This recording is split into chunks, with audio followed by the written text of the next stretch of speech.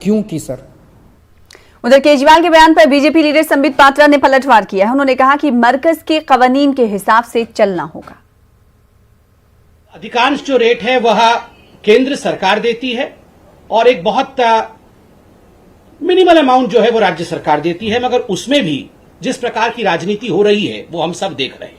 जिस रेट में बंगाल को मिलेगा, जिस रेट में झारखंड को मिलेगा, जिस रेट में उड़ीसा को मिलेगा, जिस रेट में उत्तर प्रदेश को मिलेगा, उस रेट में भी अनाज खरीद करके वो अलग से अपनी स्कीम चला सकते हैं। वो उसका कोई भी नामांकन रख सकते हैं। इसमें किसी प्रकार की कोई आपत्ति ना तो केंद्र सरकार को होगी, ना तो किसी को आपत्ति होगी। दोनों मिलकर काम कर सकते हैं। मगर जिस प्रकार से वो ये दिखाने की कोशिश कर रहे हैं कि केंद्र उनको उनका स्कीम चलाने नहीं दे रही है, ये गलत है।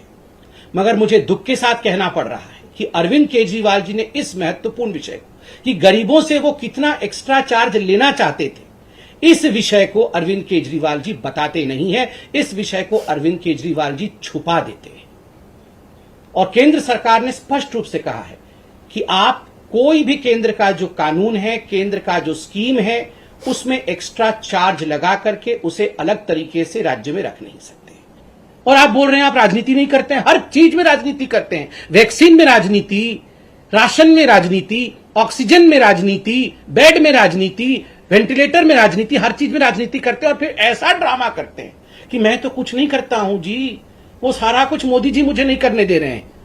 और देखिए अरविंद केजरीवाल जी, आज तो मैं धन्यवाद देता हूं कि जिस प्रकार से केंद्र सरकार ने एक बहुत बड़े स्कैम को होने से रोक लिया, बहुत बड़े स्कैम को होने से रोक लिया। आगे बढ़ेंगे। दिल्ली के जीबी पंत अस्पताल ने 24 घंटों में